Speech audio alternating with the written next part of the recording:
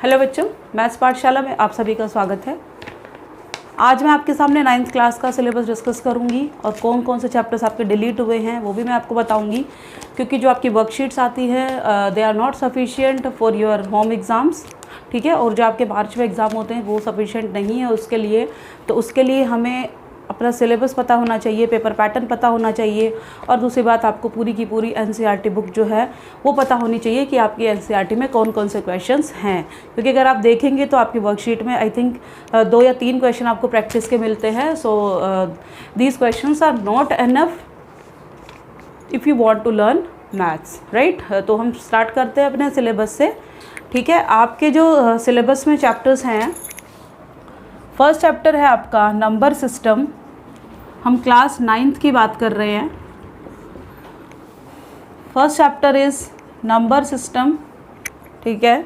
Second is polynomials.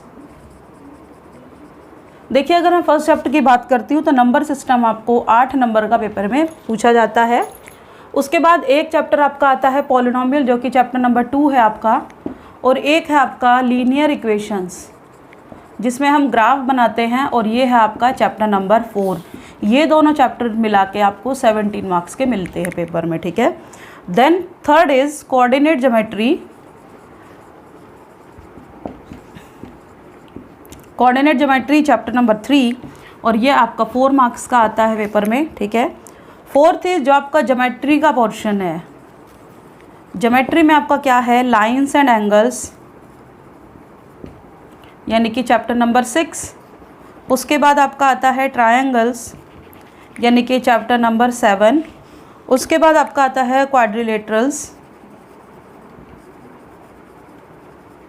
Chapter number 8 है ये आपका, ठीक है। और उसके बाद आपका सर्कल्स एंड कंस्ट्रक्शंस।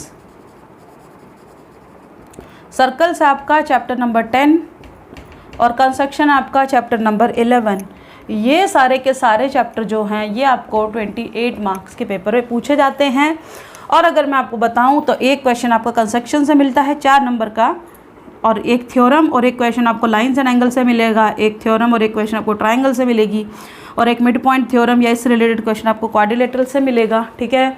और एक एंगल निकालने वाला क्वेश्चन आपको 1 या 2 मार्क्स का आपको सर्कल से मिलेगा, और एक थ्योरम आपको यहाँ से मिल सकती है, ठीक है। उसके बाद हमारा आता है मेंसुरेशन। मेंसुरेशन में जो आपके चैप्टर्स इंक्लूडेड हैं, chapter number 12 and chapter number 13, ठीक है। चैप्टर नंबर 12 और चैप्टर नंबर 13 ये टोटल आपको 13 मार्क्स के पूछे जाते हैं। और चैप्टर नंबर 12 से हमें सिर्फ एरिया ऑफ ट्रायंगल ही पढ़ना है, हमें सिर्फ ट्रायंगल पे काम करना है। क्वाड्रिलेटरल्स, ट्रेपेजियम, उन पे हमें काम नहीं करना है, क्योंकि ये अब की बार आपके सिलेबस से कट गया है कोरोना की वजह से, ठीक है। देन हमारा बचता है स्टैटिस्टिक्स एंड प्रोबेबिलिटी। सबसे इजी चैप्टर्स जो हैं आपके इस बुक में, ये आपको 10 मार्क्स के पूछे जाते हैं। ये है आपका चैप्टर 14 और ये है आपका चैप्टर नंबर 15, ठीक है। अब अगर मैं यहाँ से देखूँ तो मैंने सारे चैप्टर लिखे हैं, लेकिन मैंने एक चैप्टर जो है चैप्टर नंबर 5 जो आपका यूक्लिड है, ठीक है, और एक chapter number 9 area of parallelograms, ये 2 चैप्टर नहीं लिखे, क्योंकि ये चैप्टर जो है ये आपके डिलीट हो चुके हैं। ये चैप्टर आपको इस बार एग्ज़ाम के लिए नहीं पढ़ने हैं, ठीक है। मैं आपको बार बार बता रही हूँ, ये आपका सिलेबस है और ये चैप्टर आपके डिलीट हो गए हैं। और जो टॉपिक्स आपके जिससे भी डिलीट हुए हैं वो जब मैं आपको चैप्टर कराऊंगी विद एनसीईआरटी एक्सरसाइज, तो मैं आपको वहाँ पे बताती जाऊँगी कि ये चैप्टर हमारा डिलीट हो गया है और इस चैप्टर से ये इंपॉर्टेंट क्वेश्चन आपके पेपर में पूछा जाता है, ठीक है। अब ये तो था हमारा सिलेबस, बट सिलेबस के साथ साथ हमें पेपर का पैटर्न भी पता होना चाहिए कि पेपर जो है किस तरीके से हमसे पूछा जाता है, ठीक है।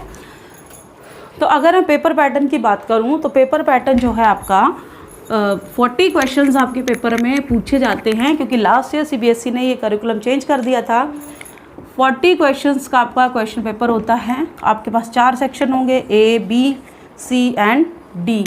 ए सेक्शन में आपको 20 क्वेश्चंस पूछे जाते हैं, और ये 20 क्वेश्चन आपके एमसीक्यूज़ हो सकते हैं, फिलअप हो सकते हैं, ये आपको क्वेश्चन पूछ ले जाते हैं। और ये सेक्शन हो गया आपका 20 मार्क्स का, ठीक है।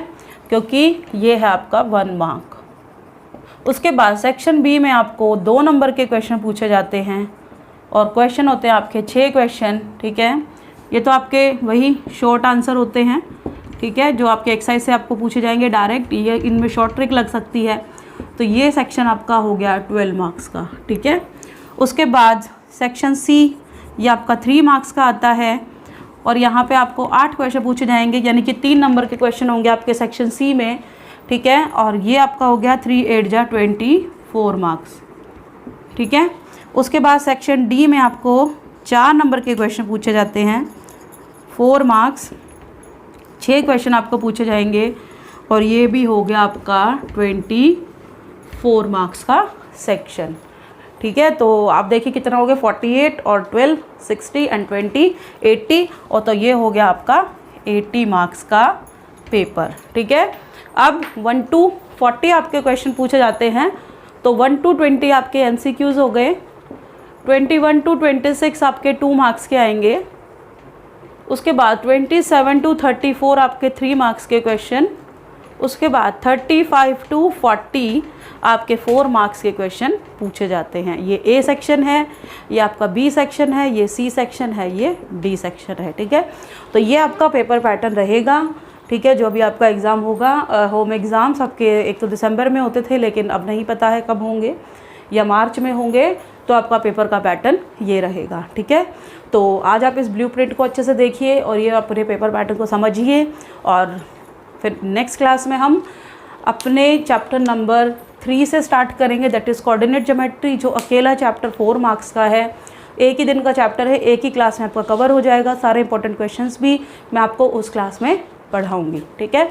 और इस क्लास को आप अपने और फ्रेंड्स को भी शेयर करें, ताकि वो भी हमारे साथ जुड़ सके और ये सब वो भी पता कर सके कि आपका पेपर किस तरीके का आता है, ठीक है। Thank you.